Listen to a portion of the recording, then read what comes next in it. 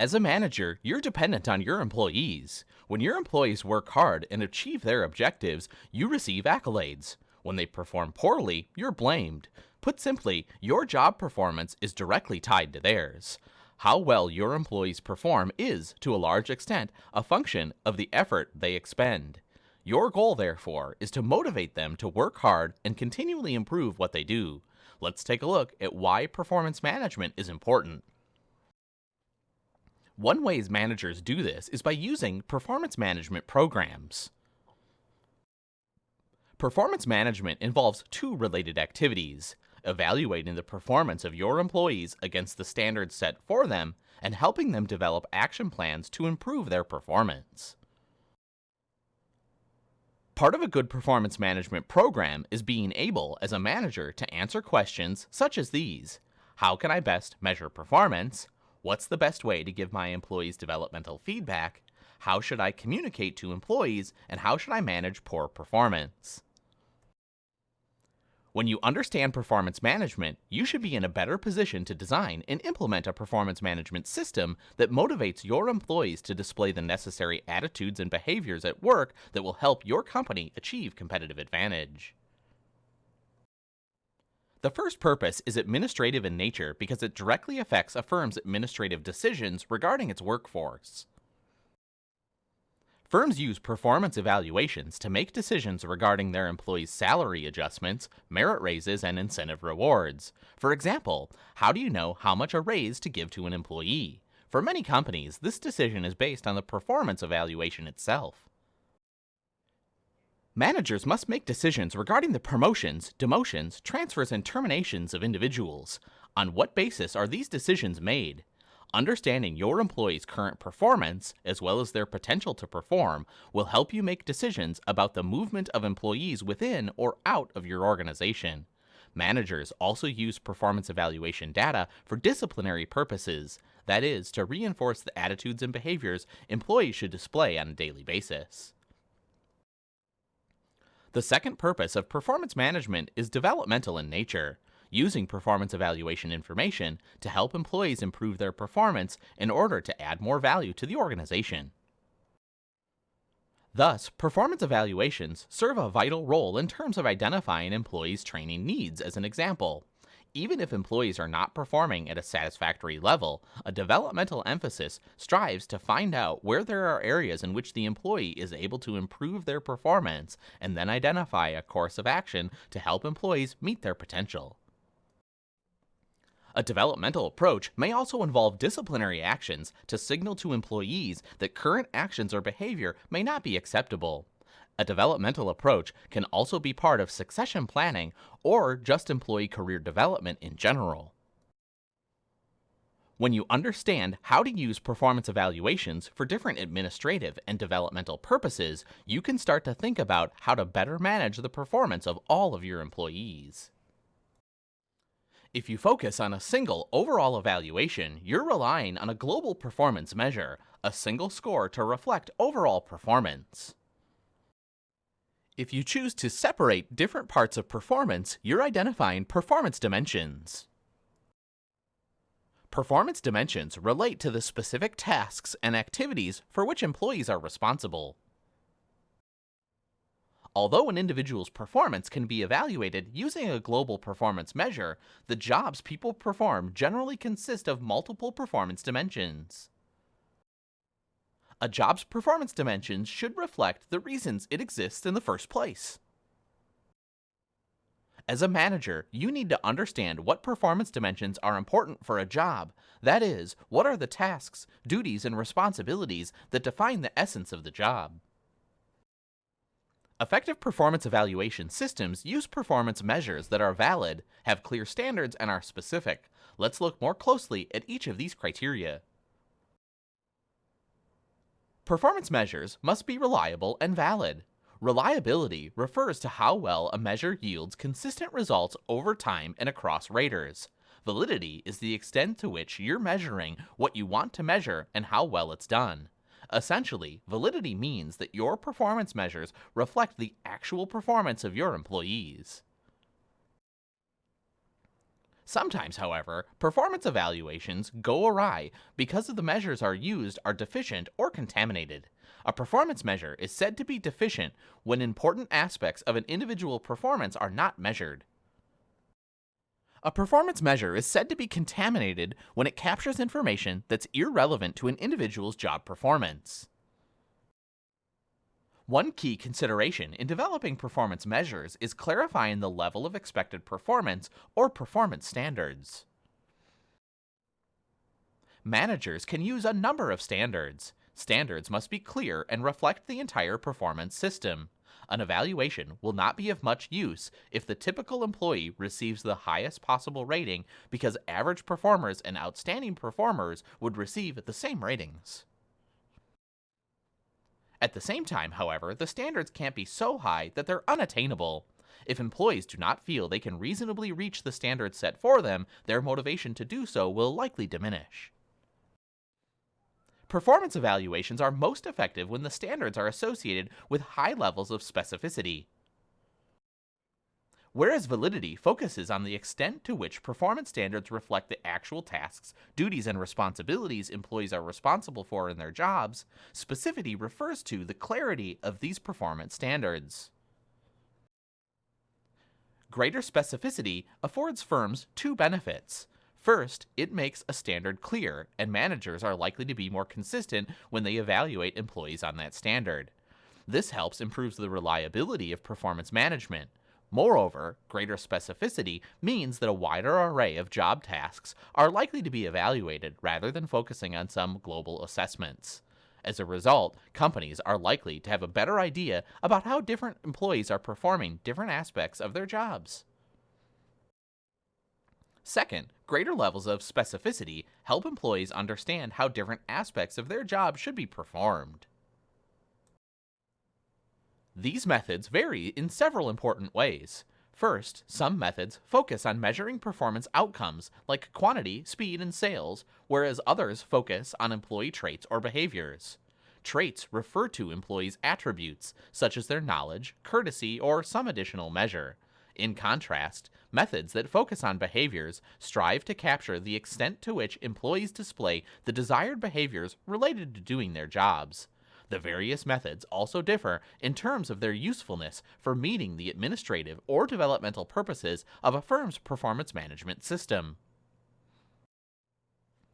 Perhaps the simplest form of performance evaluation is to compare employees to one another to discern their relative standing among some performance dimension.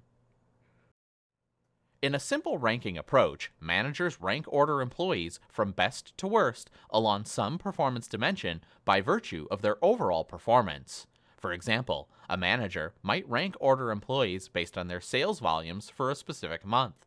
The person with the highest sales would be ranked number 1. The person with the second highest sales ranked number 2, and so on. When managers have quantitative performance data, rankings are quite easy to do.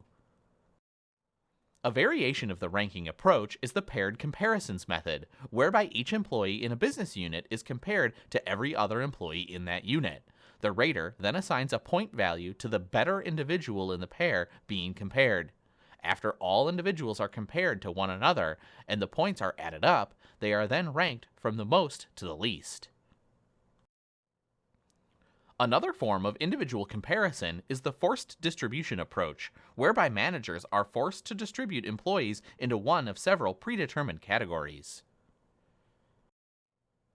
This figure shows an example of forced distribution. In this example, a manager would be required to rate 10% of his employees as very good, 20% as good, 40% as average, 20% as poor, and the remaining 10% as very poor. Thus, if the manager had 100 employees, she could only give 10 of them very good ratings. Forced distribution systems prevent managers from rating all employees as outstanding, average, or poor. They must use the entire range of performance scores. This forces managers to be more critical in terms of which employees truly are exceptional, average, and poor. Of course, these three individual comparisons have some advantages and disadvantages. On one hand, using individual comparisons is relatively easy as an approach to design and implement. Managers simply need to determine the basis for the comparisons or rely on an overall global assessment, and then they need to compare individuals to one another. In addition, the comparisons can be used for administrative purposes, such as determining who to promote or how to disseminate merit increases. On the other hand, there are some drawbacks to using comparison approaches. For example, what would you do if two employees display equal performance levels, but you need to rank order them? Similarly, what about the 20% of your employees who deserve to be rated as very good or outstanding, but you're forced to limit this rating to 10% of your employees? In such a case, you'll have to make distinctions among your employees that don't truly reflect their performance. Finally, although the comparative approaches are often helpful for administrative purposes, they're not as useful for developmental purposes. Rankings and distributions boil down to a single, overarching rating for employees that often does not capture the specifics of why they're performing at a certain level. Absolute approaches are an evaluation of employees' performance by comparing employees against certain absolute standards, rather than against each other, along a number of performance dimensions, rather than simply making a global assessment about them. Each employee is assessed in terms of how well he or she performs a myriad of performance dimensions based on some predetermined standards of performance. As a result, each employee's evaluation is independent of other employees' evaluations. In theory, all employees could score high, average, or low.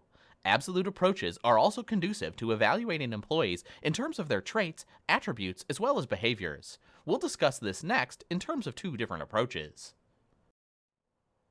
The most common attribute-based approach is the graphic rating scale. Using graphic rating scales, raters evaluate employees based on their various traits or attributes they possess relevant to their performance. A rater might be asked to evaluate the extent to which an individual is cooperative when performing a job. For example, to rate the person as poor, below average, average, above average, or outstanding. The performance dimension that can be used in a graphic rating scale is really only limited to the imagination of the managers using the scale.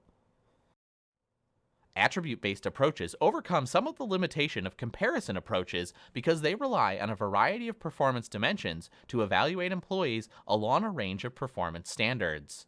However, focusing on workers' attributes alone can be somewhat misleading. Some attributes truly reflect an employee's job performance. However, it is more likely that an attribute predicts the person's potential to perform well rather than his or her actual performance. In the critical incidence approach, the evaluation criteria consist of statements or examples of exceptionally good or poor performance employees display over the course of the evaluation period. One of the primary advantages of focusing on the critical incidents is that they focus on actual behaviors rather than traits employees display on the job. Because of this, raters have clear examples to refer to when evaluating employees. However, to effectively use the critical incident approach, managers must keep track of employees' behaviors. When managers use the forced choice approach, they must choose from a set of alternative statements regarding the ratee. The rater is forced to pick the statement that is most reflective of the individual's job performance. In many cases, these statements are viewed as higher from the company's point of view than might be known to the rater. The rater simply picks the most accurate statement.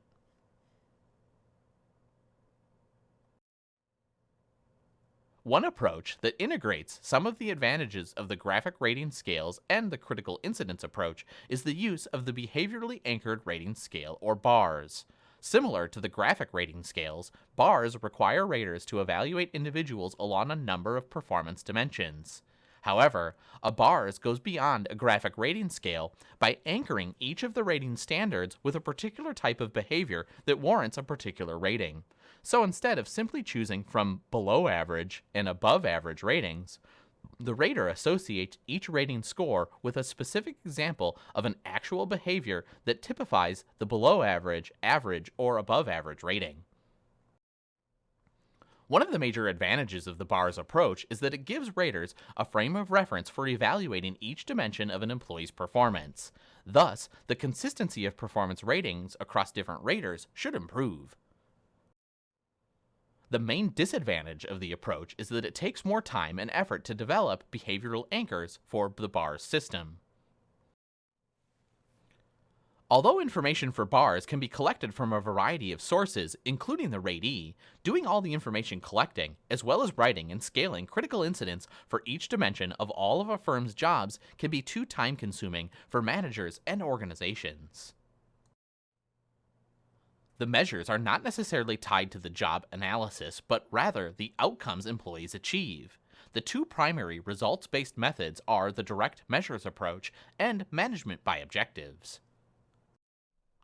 With a direct measures approach, managers gauge the outcome of their employees' work, such as their sales, productivity, and absenteeism. Because the approach focuses on quantifiable outcomes, it's very clear and meaningful when the right measures are evaluated. However, there are several limitations to the direct measures approach. First, not all jobs are associated with an objective outcome measure. For example, what objective outcomes might exist for a guidance counselor, a mentor, or a receptionist, or even a manager? Second, focusing solely on certain outcomes can lead to other outcomes being neglected. For example, overemphasizing sales on a retail outlet might create a disincentive for the store's employees to help one another out. Management by objectives, known as MBO, is another results-based approach. Rather than focusing on direct measures of performance, managers, using the MBO approach, meet with their employees and jointly set goals for them to accomplish during a particular time period. Ideally, the goals are specific and objective in nature and are easy to measure. At the end of the evaluation period, the rater and ratee meet again to discuss the ratee's performance during the review time period. Another potential problem is that if the goals are set too narrowly, employees are likely to strive to meet only those targets and neglect other aspects of their jobs that are not directly evaluated. Despite its drawbacks, the MBO approach is a powerful method for helping raters and ratees agree on what goals are most important and the performance levels needed to meet them. Performance management is the process to ensure the organization connects mission with the work of its employees. Because supervisors are ultimately responsible for the performance of the employees they oversee, it's logical that they would be a key source of performance data. Indeed, supervisors are often in a good position to provide this data. However, as we'll explain, this depends on the opportunities they have to observe their employees perform. In a team work environment, or when employees perform interdependent tasks and have related responsibilities, their peers often are in a unique position to comment on certain aspects of their performance. A self-appraisal occurs when an employee evaluates his or her own performance. People are generally very aware of how they're doing in their jobs on a daily basis. As a result, self-appraisals can be a useful source of data. Many jobs and organizations require the supervision and oversight of others. In these positions, it's important to assess how well the supervisor is doing in terms of managing his or her own employees. Another source of performance data is to ask subordinates to rate their supervisors.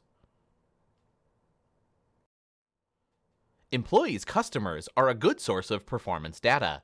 Because customer satisfaction is a critical determinant of company success, it makes sense to ask customers for input.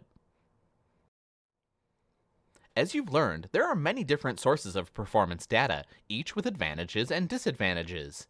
In an attempt to try to capture all of the relevant data from different sources, some organizations use a 360-degree approach, which involves generating performance data from as many sources as possible: supervisors, peers, subordinates, and customers. As you can imagine, however, sorting through all that performance data can be cumbersome.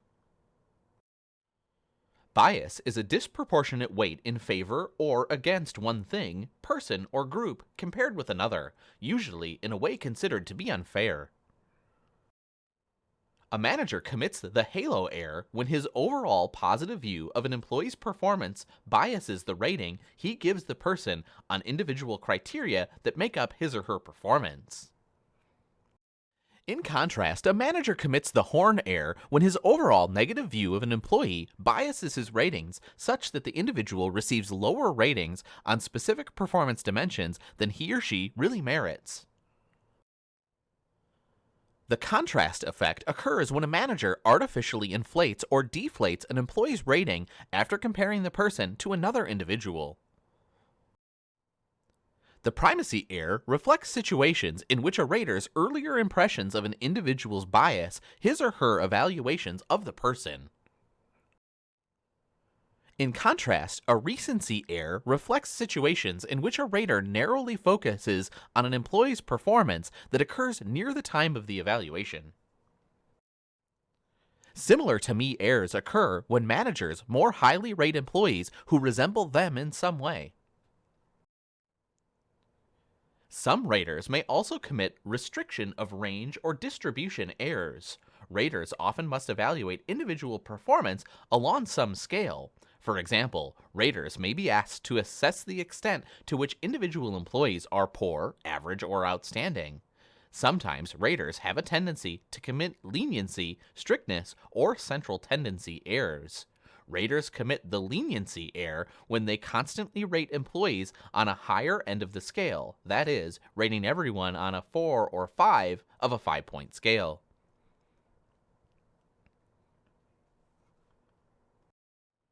In contrast, they commit the strictness error when they constantly rate employees on the low end of the scale, such as rating someone a 1 or 2 on a 5-point scale. When raters evaluate everyone as average, regardless of their actual performance level, they commit the error of central tendency, which reflects the unwillingness of raters to rate individuals as very high or very low. There are several steps companies can take to reduce the chances that these biases will occur. One approach is to incorporate more specificity into rating formats. Defining more precisely what is being evaluated helps raters focus more on the relevant performance dimensions.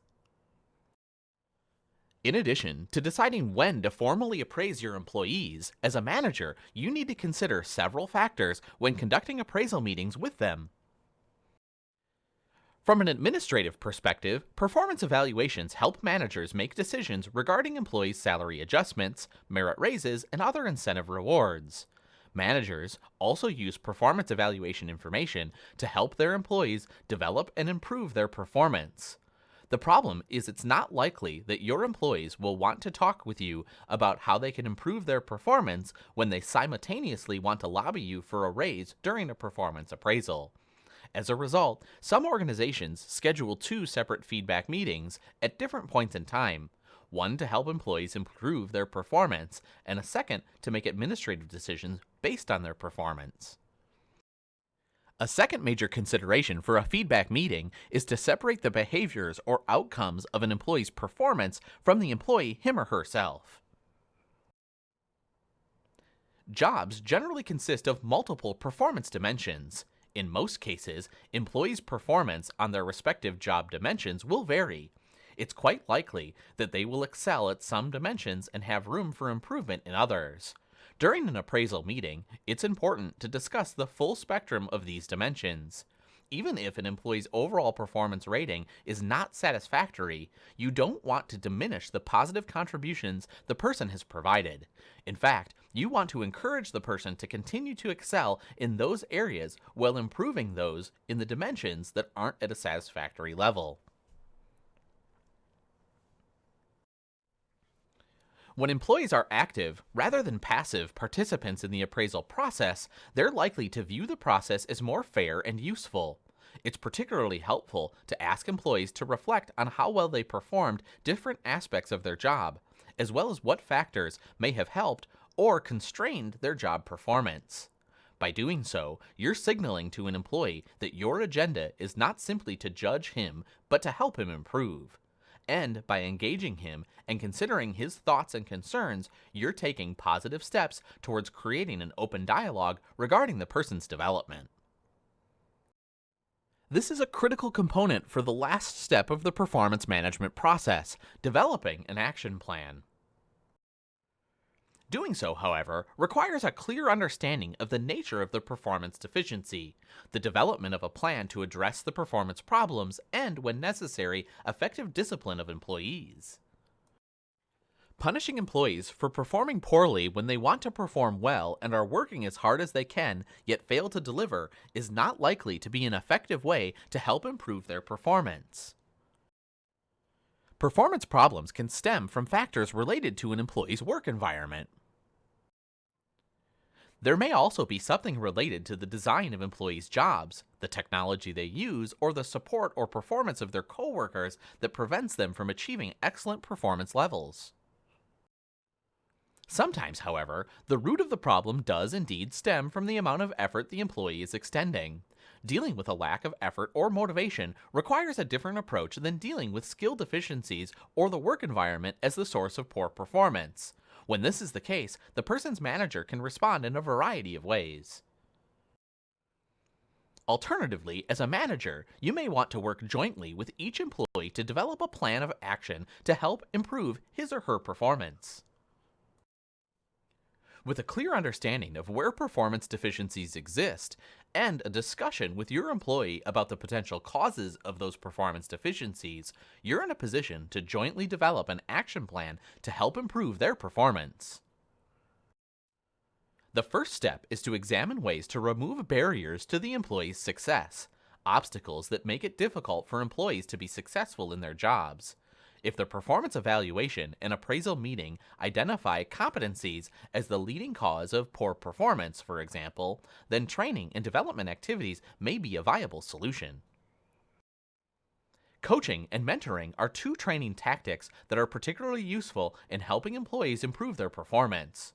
Coaching typically focuses on an employee's performance improvement, usually short-term and usually relative to specific skills. Mentoring involves a longer-term relationship in which a more senior employee teaches a junior employee how the organization works and nurtures that person as she progresses in her career. If the cause of poor performance is a result of the work environment, the solution may rest in aspects of work design. If the cause of poor performance rests with the level or quality of an employee's performance, the following are some actions you may pursue. Review the performance dimensions with your employee.